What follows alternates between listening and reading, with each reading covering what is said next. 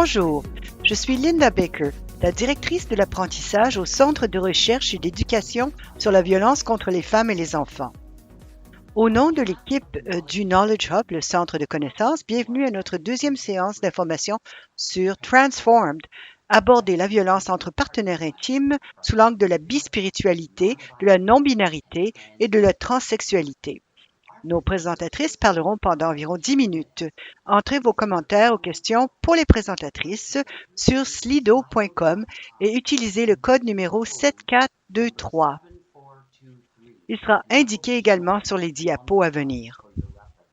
À la fin de notre séance d'information sur la recherche, je présenterai vos questions à nos présentatrices. Le lien vers les diapos de présentation vous a été envoyé par courriel plus tôt ce matin. Je suis honorée de vous présenter nos deux conférencières. Maïcha Zarin est l'actuelle coordonnatrice du projet Transformed au METRAC. D'abord, membre du groupe de leadership des pairs, Maïcha a rejoint le groupe en tant que coordonnatrice de projet en 2020. Laura Hartley est la directrice de programme de METRAC Action on Violence. Laura est également instructrice d'autodéfense pour les femmes et membre fondatrice de Girl Justice, un collectif féministe qui engage les jeunes à mettre fin à la violence fondée sur le sexe. Je vais maintenant céder la parole à Maïcha et Laura. Nous sommes toutes les deux très enthousiastes d'être ici et de pouvoir partager avec vous un aperçu des résultats de la recherche et des implications importantes pour les fournisseurs de services qui ont découlé du projet Transformed. Ce projet est un projet de recherche communautaire bilingue qui est mené par METRAC Action on Violence et en partenariat avec le Centre francophone de Toronto.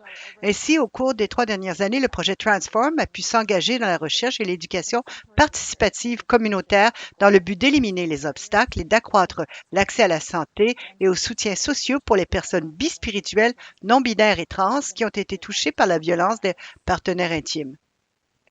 METRAC Action on Violence s'est engagé à travailler avec les communautés et les institutions individuelles pour changer les idées, les actions et les politiques dans le but de mettre fin à la violence sexiste. Alors que METRAC s'est consacré à faire progresser la justice et l'équité pour les femmes et les jeunes, avec la création du projet Transformed, nous avons étendu nos efforts d'inclusion en travaillant avec les membres de la communauté et les fournisseurs de services multisectoriels pour rechercher et comprendre les expériences de violence entre partenaires intimes au sein des communautés bispirituelles, non-binaires et trans. Le projet Transform a été généreusement financé par l'Agence de santé publique du Canada et la Ville de Toronto. Alors, pour commencer, nous voulons donc parler un peu de notre structure et de notre méthodologie, ainsi que de notre comité consultatif PLG, notre groupe de leaders pairs. La méthodologie du projet Transformed est unique dans son approche. Il s'agit d'un projet de recherche participative qui se fonde sur l'expérience et l'expertise des personnes bispirituelles, non-binaires et transgenres ayant vécu des expériences de VPI. Pour y parvenir, le projet a mis en place un groupe de pairs leaders qui guide le projet depuis sa création. Le groupe a commencé avec 10 membres au total et se compose actuellement de 6 membres de la communauté qui sont un groupe d'individus divers possédant de nombreuses identités différentes et nous apportant des expériences de vie différentes. Ainsi, en plus du groupe de leadership des pairs, nous avons trouvé important de travailler en collaboration avec des prestataires de services de plus de 20 organisations qui travaillent avec des personnes bispirituelles, non-binaires et trans. Ces personnes constituent donc notre comité consultatif et elles ont offert le point de vue des prestataires de services et le partage des connaissances que leurs organisations ont gagnées en travaillant directement avec des personnes issues des communautés bispirituelles, non-binaires et trans. Notre comité consultatif et notre groupe de pairs leaders ont joué un rôle fondamental dans le projet et continuent à jouer un rôle très important alors que nous planifions une série de colloques en ligne sur l'échange de connaissances dont nous parlerons un peu plus à la fin de la présentation. Maintenant, parlons de notre projet de recherche. Il a commencé par une analyse approfondie de l'environnement et une revue de la littérature. Nous avons mené nos propres recherches par le biais d'enquêtes en ligne, de groupes de discussion et d'entretiens individuels avec des informateurs clés. Des actions de sensibilisation ont été menées auprès de plus de 125 organisations et du matériel promotionnel a été envoyé sous 3 formats différents afin de garantir une meilleure accessibilité. 3000 personnes ont été touchées par l'engagement organique des réseaux sociaux et par la publicité sponsorisée.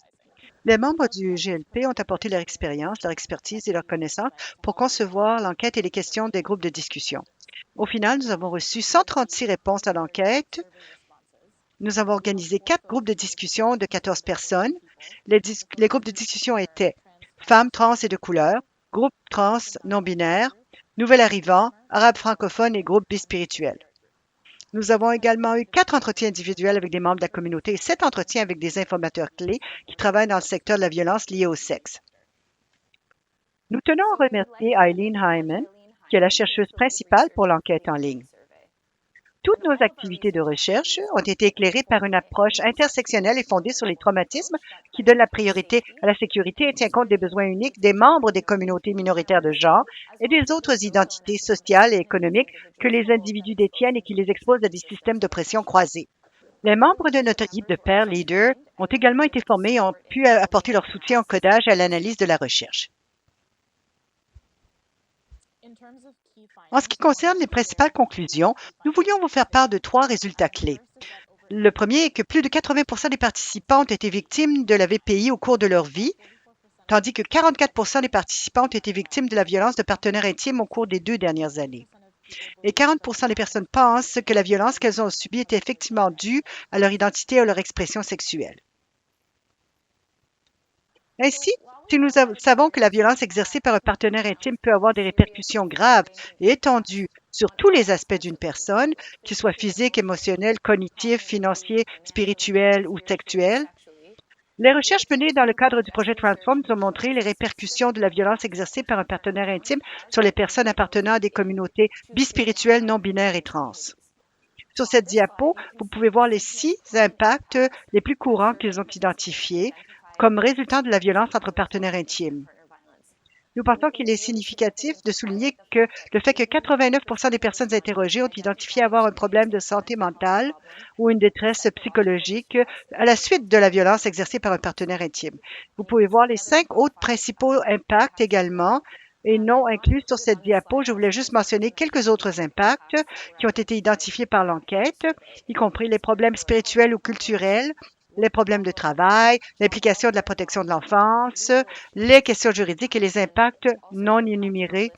Et les gens ont inclus le suicide, la transition retardée et l'isolement. Un aspect essentiel de la recherche a consisté à identifier les obstacles que rencontrent les personnes bispirituelles non binaires et trans quand elles tentent d'accéder à des aides sanitaires et sociales pour leur expérience de violence. La recherche a démontré qu'il existe des obstacles importants qui rendent l'accès aux aides difficile. L'un des principaux obstacles est que 75% des personnes qui sont confrontées à des problèmes de santé mentale et à de nombreuses formes d'invalidité différentes qui entravent l'accès à ces services et aides. Il était également important pour nous de mentionner que 33% des personnes interrogées dans l'étude ont indiqué que les ressources ne répondaient pas à leurs besoins spécifiques en tant que personnes bispirituelles, non-binaires et trans, et que 31% des participants ont partagé qu'ils avaient eu des expériences négatives en utilisant ces ressources et ces soutiens dans le passé. Ainsi, au vu des résultats de cette recherche, il y a des implications importantes pour la fourniture de soutien de santé et de services sociaux aux personnes bispirituelles, non-binaires et trans, afin de surmonter les obstacles que ces communautés ont identifiés. Tout au long du processus de recherche, les membres des communautés bispirituelles, non-binaires et trans, ainsi que les membres de notre comité consultatif, ont fait part de leurs suggestions sur les changements que les organisations peuvent apporter afin de surmonter les obstacles et de fournir des soutiens plus réactifs et plus pertinents. Aujourd'hui, nous allons mentionner 2 domaines, la langue et l'éducation inclusive. Nous avons constaté que de nombreuses personnes estimaient que les services ne répondaient pas à leurs besoins et beaucoup ont eu des expériences négatives avec les services dans le passé. Une façon pour les organisations et les fournisseurs de services d'aborder cette question est de prendre des mesures pour créer des services plus réactifs et plus affirmatifs et de se familiariser avec le langage et la terminologie utilisée dans les communautés bispirituelles, non-binaires et trans, en veillant à ce que tous les prestataires de services respectent les individus, les noms et les pronoms. C'est une étape importante pour établir des relations et une confiance avec les utilisateurs de services bispirituels, non-binaires et trans. À la suite de cet important retour d'information, nous avons créé un glossaire qui aidera votre organisation et qui inclut le soutien et les conseils du GLP. C'est un excellent outil pour les prestataires de services qui souhaitent améliorer leur compréhension de la terminologie et du langage dans les communautés bispirituelles, non-binaires et trans.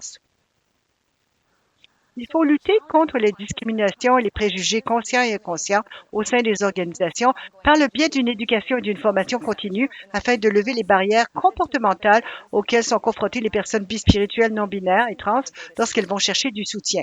Les prestataires de services ont besoin de plus d'éducation pour découvrir et remettre en question leurs préjugés. Et la recherche a démontré que de nombreuses personnes bispirituelles, non-binaires et trans ne sont pas seulement des survivants de la violence, mais que leur expérience de la violence est particulière en raison de leur sexe et des autres identités qu'elles possèdent. Ces prestataires de services doivent avoir une compréhension générale de l'impact des formes systémiques d'oppression sur les expériences de violence d'un individu particulier, tout en acquérant une compréhension spécifique de la manière dont les communautés bispirituelles, non-binaires et transgenres ont vécu la violence et les impacts de cette violence. Cette compréhension plus nuancée des expériences des membres de la communauté est nécessaire afin de fournir des services appropriés et adaptés. C'est la fin de notre présentation aujourd'hui. Merci beaucoup de nous avoir reçus. Bien que ce ne soit qu'un très bref aperçu de certains résultats de recherche et de leurs implications pour les fournisseurs de services, nous espérons que vous participerez à notre prochaine série d'événements en ligne qui comprendra 2 webinaires que nous avons mis au point, ainsi que des discussions en groupe, des possibilités de questions-réponses et la publication de 4 importants outils et ressources de promotion de la santé que nous avons créés avec les conseils et le soutien de notre groupe de pairs leaders et de notre comité consultatif. Ces ressources aideront votre organisation à intégrer les changements vitaux dont vous avez besoin pour surmonter les obstacles et pour accroître l'accès aux services de soutien et à l'affirmation de soi, comme le recommandent les personnes bispirituelles, non-binaires et transgenres elles-mêmes. Je vous invite à visiter le site web de notre projet en vous rendant sur le site metrac.org. Vous pourrez ensuite cliquer sur l'onglet What We Do pour trouver le projet Transform. Vous y trouverez également des informations sur le GLP et sur les membres du CA et vous pourrez vous tenir au courant de notre prochain symposium et du lancement de nos ressources. Merci beaucoup au Centre de connaissances. Merci de votre écoute et merci aux membres de notre groupe de leadership de pairs et du comité consultatif. Merci, Laura et Maïcha. Nous avons tellement de questions que nous allons nous y mettre tout de suite. La première concerne le glossaire. Vous venez de répondre une partie de la question sur la façon d'y accéder. Il est disponible maintenant? Nous avons un grand lancement de nos ressources quand nous organisons notre échange de connaissances dans le cadre d'un symposium. C'est ce que nous avons prévu. Nous attendons avec impatience cet automne. Mais pour l'instant, vous pouvez visiter le site web et en savoir un peu plus sur les 4 outils que nous avons créés. Puis, vous trouverez plus d'informations sur le moment où nous allons les lancer officiellement au public. D'accord, merci. Une des questions sur les glossaires. Le langage évolue, le langage change. Alors, pour l'instant, vous avez saisi, grâce à cette étonnante méthodologie, le langage qui sera le plus utile.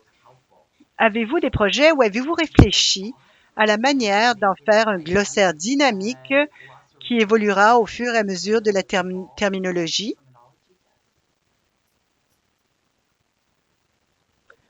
Oui, pardon. Oh. Non, allez-y, Maïcha.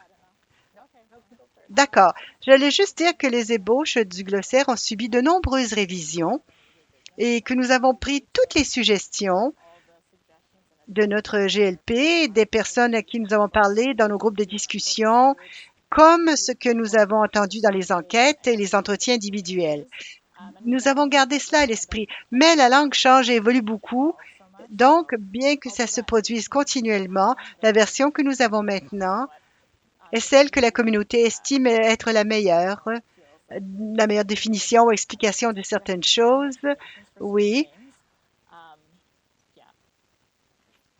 Et je voudrais ajouter que nous avons créé le document qui sera hébergé en ligne sur notre page web Transformed, étant entendu que, bien sûr, comme nous le reconnaissons dans le glossaire, les langues évoluent continuellement et nous espérons que ce projet va continuer à vivre et qu'il y aura des itérations et des développements ultérieurs du glossaire à mesure que la langue continue à changer, de manière à continuer à être représentative et à affirmer les communautés avec lesquelles nous travaillons.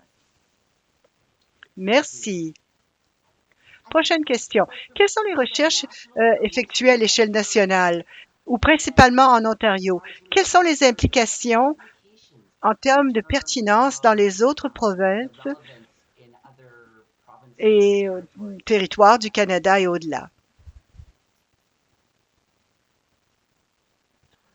La recherche pour ce projet a été effectuée dans la région du Grand Toronto. Quand nous avons fait de la sensibilisation ou du recrutement, ça a été fait à l'intérieur des frontières de ce que nous appellerions approximativement la RGT.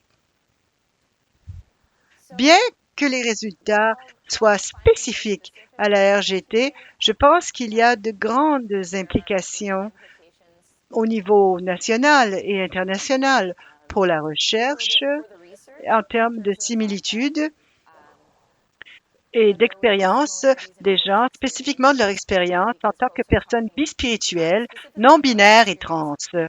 Et bien qu'au niveau régional ou géographique, ces expériences peuvent changer, surtout en termes de services et de soutien disponible, je pense qu'il y aurait beaucoup de similitudes, du moins dans les endroits qui ressemblent davantage à des centres-villes. Je parierais que les expériences de violence seraient similaires, bien que l'accès aux services soit différent.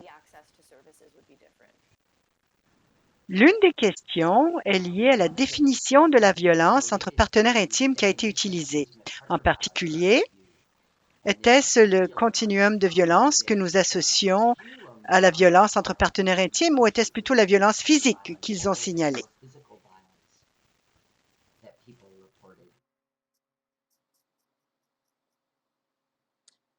Pour ce projet, nous avons gardé, je pense que je dirais, une définition très large de la violence entre partenaires intimes, car bien que les gens associent généralement, vous savez, l'aspect physique de la violence, nous avons vu que ce n'était pas le cas.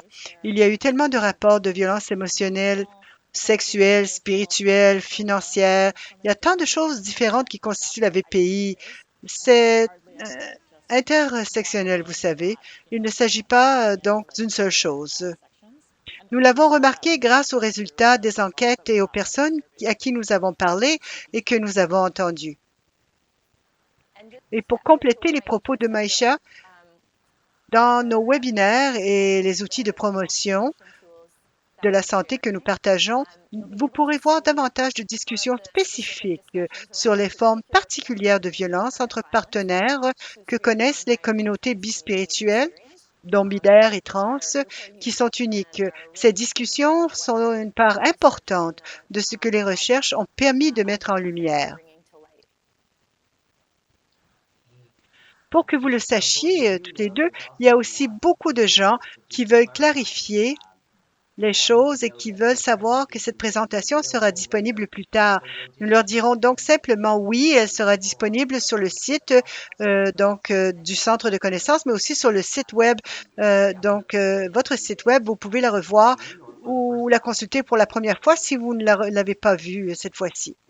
Une autre question était de savoir si les services inclus dans les ressources ont été évalués dans les ressources d'une manière ou d'une autre, ont-elles été évaluées pour savoir s'ils étaient utiles ou appropriés pour les personnes recherchant de l'aide? Oui, c'est une excellente question.